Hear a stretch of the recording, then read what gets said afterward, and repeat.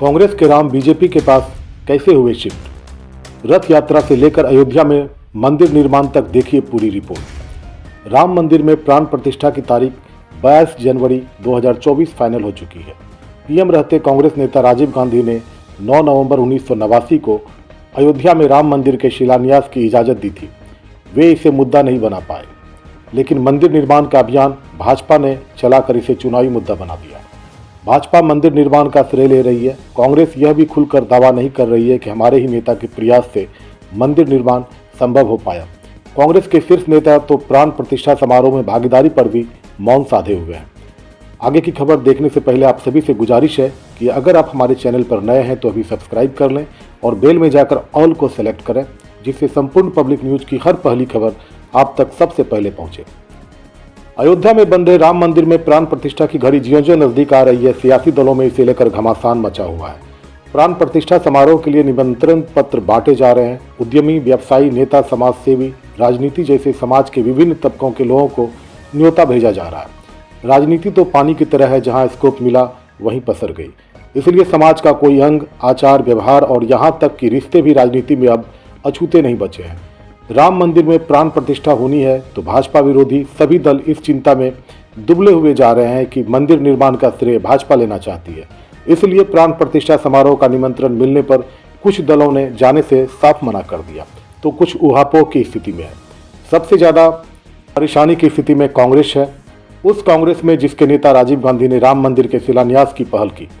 बात 1988 की है। भारी मोहम्मद से बनी राजीव गांधी की सरकार पर बोफोर्स तोप घोटाले में रिश्वतखोरी के आरोप पूर्व प्रधानमंत्री वीपी सिंह ने लगाए थे। तब वीपी सिंह राजीव गांधी की सरकार में वित्त मंत्री थे। कांग्रेस की इससे भारी बदनामी हुई और इस बात का खतरा खड़ा हो गया कि अगला चुनाव कांग्रेस जीत भी पाएगी या नहीं। राजीव के करीबियों ने उन्हें सुझाव दिया कि राम मंदिर का शिलान्यास करा देना चाहिए, इससे भाजपा के उभार को रोका जा सकता है। तब संसद में भाजपा 2 सदस्यों वाली पार्टी थी।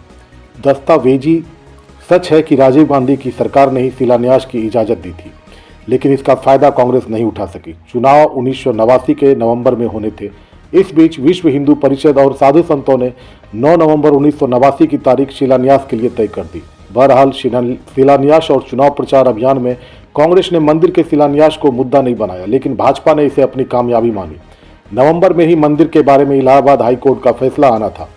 विश्व हिंदू परिषद की कोशिश थी कि फैसला आने से पहले ही शिलान्यास कर देना चाहिए। यही वजह थी कि शिलान्यास की तारीख 9 नवंबर तय हुई।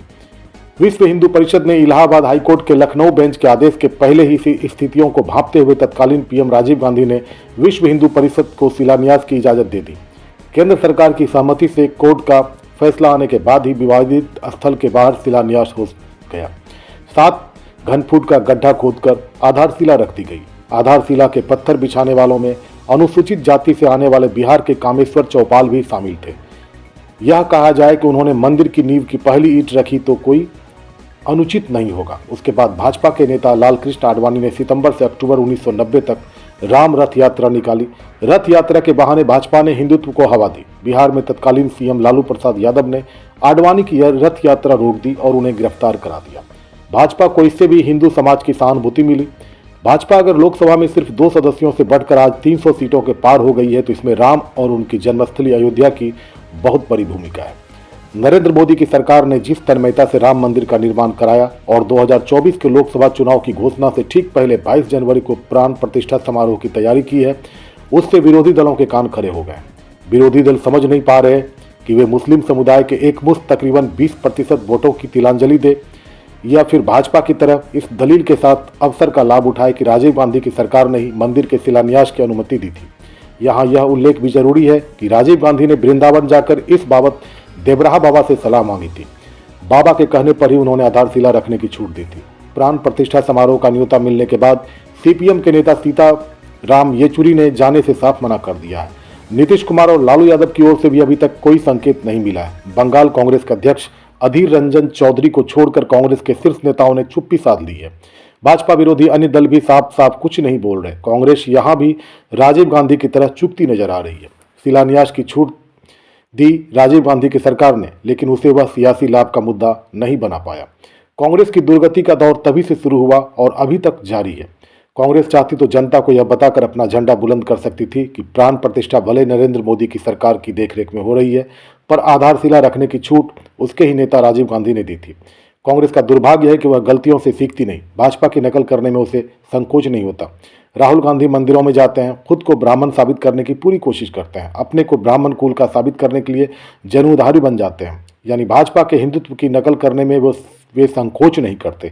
ममता बनर्जी भी हिंदुत्व के प्रति आकर्षण जताने के लिए चंडी पाठ करने लगती है, पर मुद्दों को भुनाने की कला में विरोधी दल भाजपा की तरह कामयाब नहीं होते।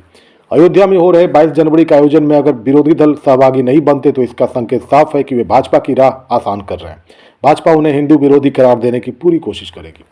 अगर आपको हमारा ये न्यूज़ पसंद आए तो आप सभी से गुजारिश है कि अपना सुझाव कमेंट में जरूर दें।